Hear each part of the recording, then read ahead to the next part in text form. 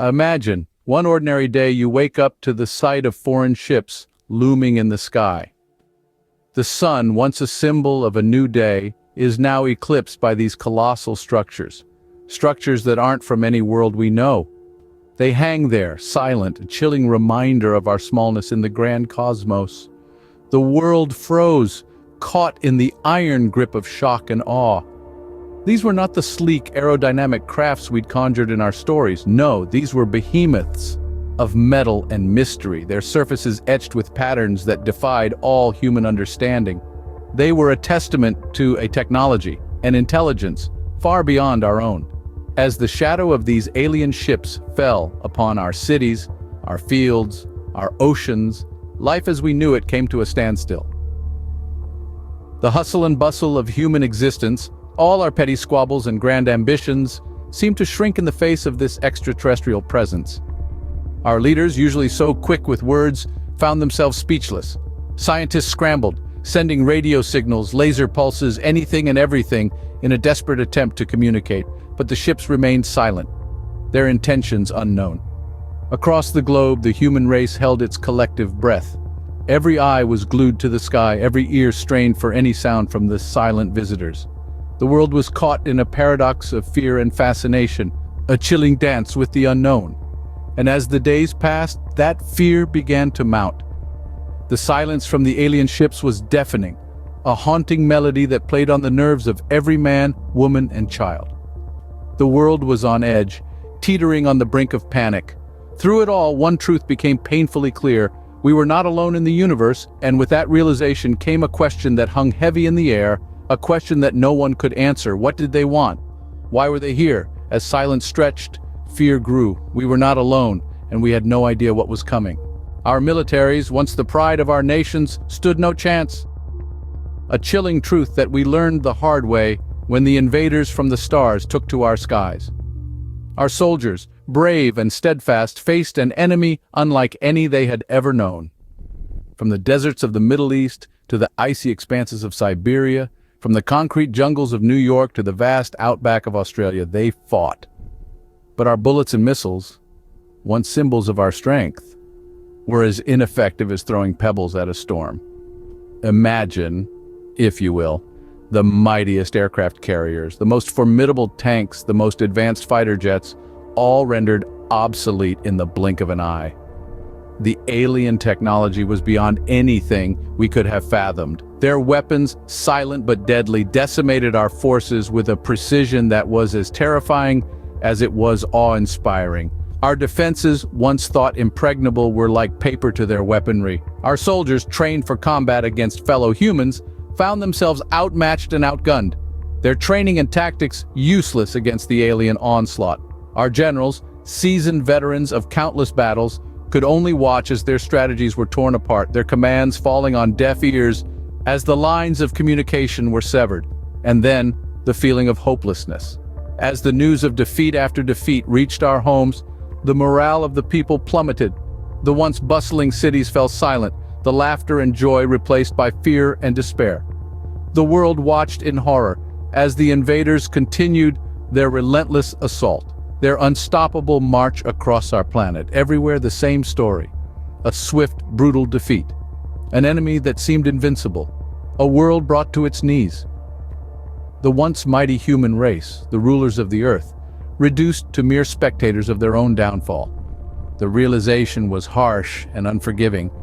We were not the masters of our destiny, but rather the victims of a cosmic game of chance. In a flash, the world's strongest defenses crumbled. We were powerless.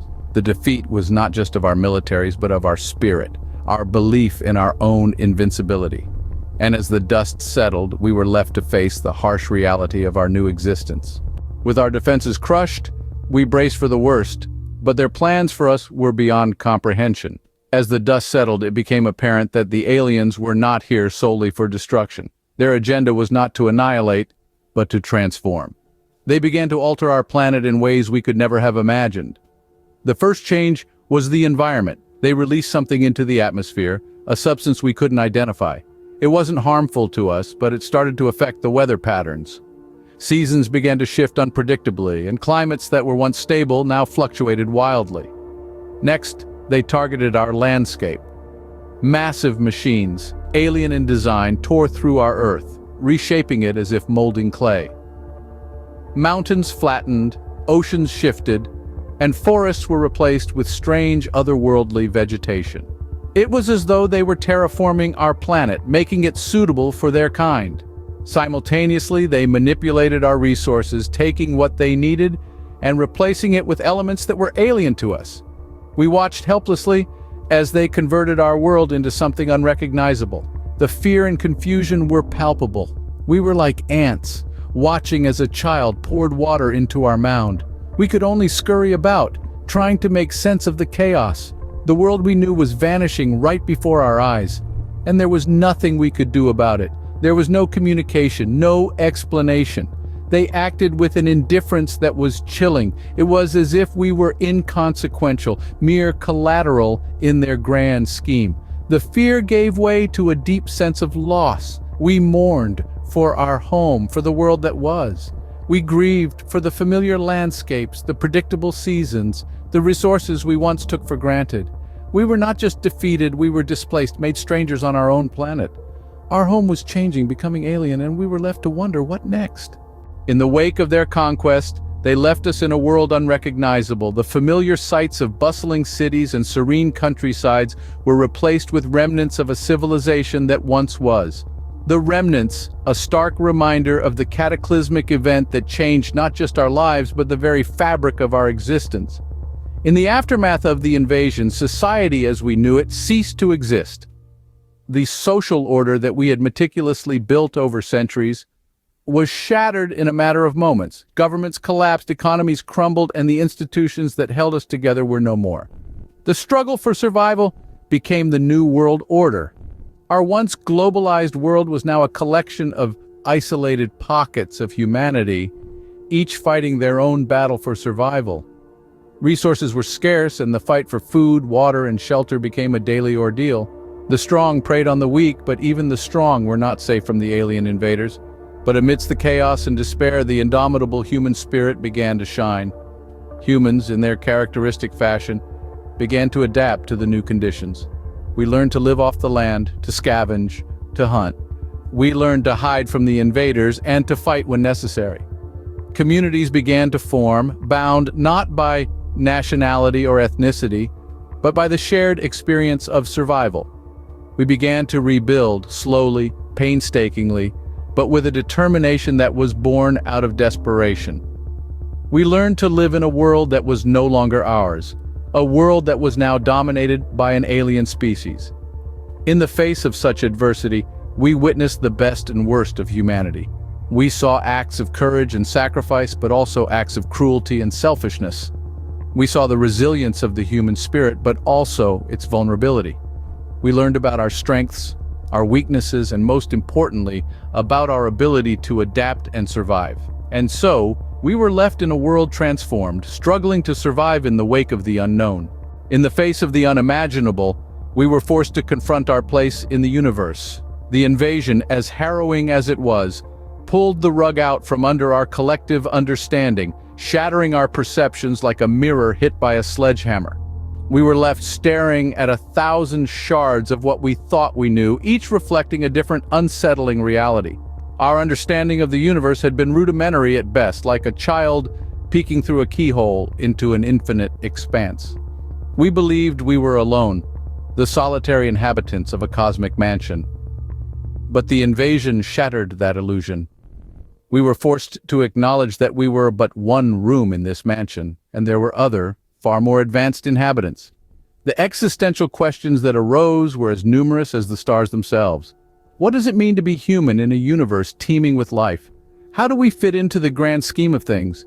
Is our existence merely a blip on the cosmic radar, or do we have a greater purpose? Can we coexist with these otherworldly beings, or are we doomed to perpetual conflict? Our perspective shifted, like a ship changing course in the midst of a storm. We began to look inward, examining ourselves and our society with a newfound intensity. We questioned our beliefs, our values, our very identity. We were no longer the center of the universe, but a small, humble part of a vast cosmic tapestry. The invasion also forced us to reevaluate our potential. We saw the technological prowess of our visitors, their advanced weaponry, their seemingly magical abilities. It was a bitter pill to swallow, but it also served as a wake-up call, a reminder that we could and should strive for greater heights. In the end, we were left with more questions than answers. But one thing was for certain, we were not alone in the universe. And this realization, as daunting as it may seem, was also our greatest hope. For in this vast, mysterious cosmos, we had finally found our place. We were a part of something bigger, something beyond our wildest dreams.